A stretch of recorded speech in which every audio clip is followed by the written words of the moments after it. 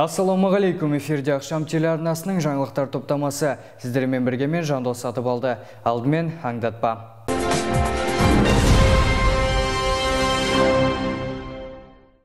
Сәтбаев қаласының әкімі Асқар Ыдырысов шаһар тұрғындарын жеке сұрақтары бойынша қабылдады. Әлеуметтік сала бөлімінің өкілдері қала мектептерінің ішінен ашылған стоматологиялық кабинеттерді аралады. Аймағымызда медициналық қызметтің сапасы қандай, халықтың әл-ауқатын арттыратын қандай іс-шаралар жүргізілуде? Қала аумағында былтыр қандай өзгерістер орын алды? Алдағы жоспар қандай? Сәлден соң.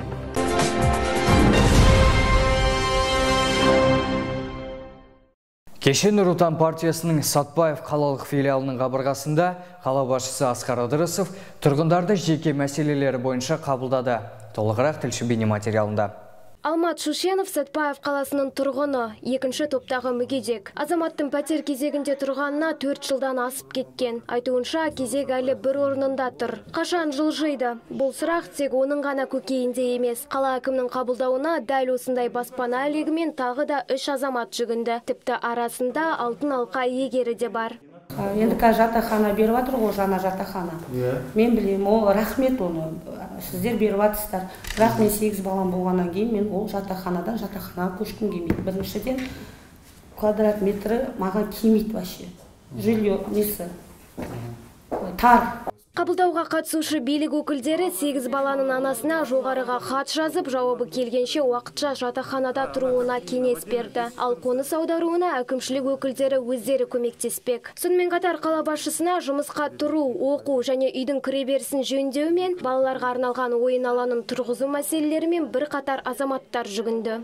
Менің сұрайтыным, сөзді қысқасы, есіктің алдында маған балалар ойнайтын алаң керек. Жардың алдында. Алаң анау менің Ашветияның санитет станцияның ар жағында бір екінің ортасында бар. Біз Ғалия жаққа шығарамыз, оған мен қазір шамам жоқ, аяғым ауырады, денсаулығым жоқ. Асқар Ыдырысов әр тұрғынның мәселесін мұқият тыңдап, айтылған ұсыныстар назарға алынатынын, заң аясында оң шешімін табатынын жеткізді. Айта кету керек, Нұр Отан партиясының қоғамдық қабылдауына келген азаматтардың сұрақтарын тыңдау тұрақты түрде жүргізіледі. Диана Абдықалықова, Аслан Әміров, арнайы ақшам жаңалықтар үшін.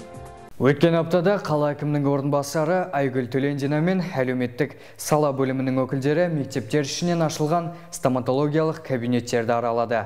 Жаңадан ашылған кабинеттер барлық талаптарға сай ма? Оқушылар үшін мұнда қандай жағдай қарастырылған? Тілші анықтап қайтты. Бүгінгі таңда стоматолог дәрігердің көмегін қажет ететін балалар көп. Тіс ауруларының алдын алу мақсатында наурыз айының 10-шы жұлдызында қаламыздың бірқатар мектептерінде стоматологиялық кабинеттер ашылды. Атап айтсақ, аталмыш кабинет номер 19-шы мектеп лицейі мен номер 7, 25 және 9-шы жалпы орта білім беретін мектеп қабырғаларында бар. Тіс дәрігерінің жұмысымен танысып, кабинеттегі жағдайды бақылау мақсатында әлеуметтік сала өкілдері өткен аптада жаңадан ашылған кабинеттерді аралады. А что, постоянка на удаление? Постоянно шестер уже на удаление. Қанша жастасың? Недавно ғана Оставить нельзя ее? Вот этот можно лечить. А вот здесь начинается. Арнайы кабинеттер қажетті медициналық құралдармен жабдықталған. Медбикелер балалардың тістеріне профилактика жасап, санакция жүргізіп отырады. Маманның айтуынша, оқушылардың 70%-ның тістеріне ем керек. Негізі стоматологиялық қызметте мен врач-стоматолог болып жұмыс істеп жатқаныма 3 жыл болды. 4 мектепте де кабинет, стоматологический кабинеттер ашылған. 4-інде де медбикелер отырады. Біз бір аптада 3 күн бір мектепте, до обеда 3 күн, после обеда 3 күн солай жұмыс істеп жатырмыз. Жұмысын бастағанына аз ғана уақыт өтсе де, білікті мамандардың көмегіне 200-ден астам оқушы жүгініп үлгерген. Бұл көрсеткіш тіс емдеу кабинетінің мектепке қаншалықты қажет екенін көрсетеді. Диана Абдықалықова, Елдар Әлімжанов, арнайы ақшам жаңалықтар үшін. Қаламызда Қарағанды облысының денсаулық сақтау басқармасының Жезқазған аймақтық өкілдігінің басшысы Ләззат Ыранованың қатысуымен баспасөз конференциясы өтті. Ләззат Нәбиқызы аймақтағы тұрғындарға медициналық қызмет көрсету мен оны дамыту жұмыстарын айтып берді. Толығырақ тілшіміз Шолпан Амантай баяндайды.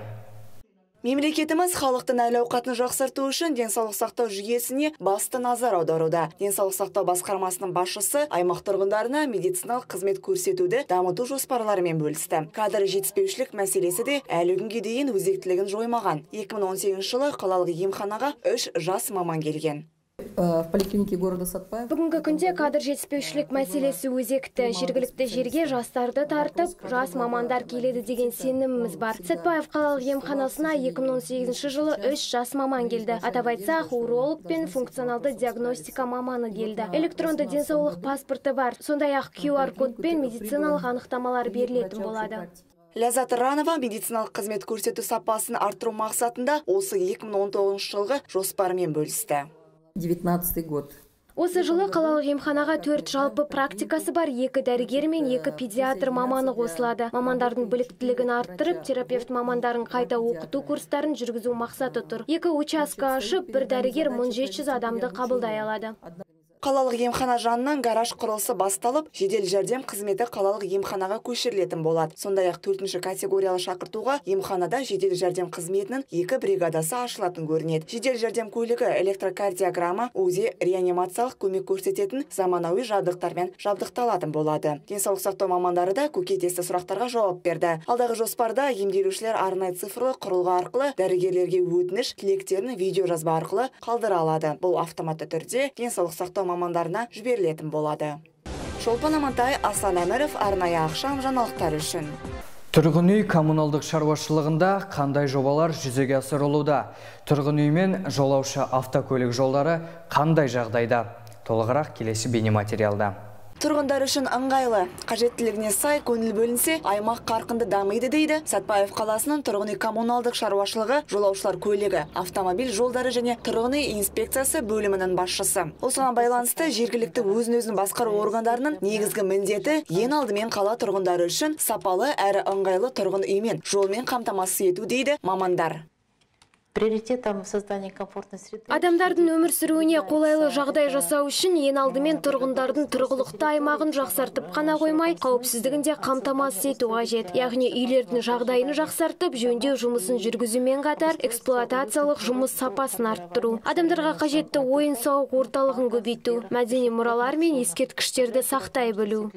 Аталған жобалардың жүзеге асуы мәдениет пен қала экономикасын жақсартуға оң серпін бермек. Мәселен, қаламызда аулаларды кезең-кезеңмен жақсарту жобасы іске асырылуда. 2018 жылы Сатпаевтың тұрғын үй коммуналдық шаруашылық бөлімі 1-ші және 2-ші аудандардың ауласына жөндеу жұмысын жүргізген. Жол мен көлік тұрақтарын кеңейткен. Балаларға арналған ойын алаңы да салынған. Ендігі жоспар қаламыздың 3-ші және 7-ші ықшам аудандарын жақсарту.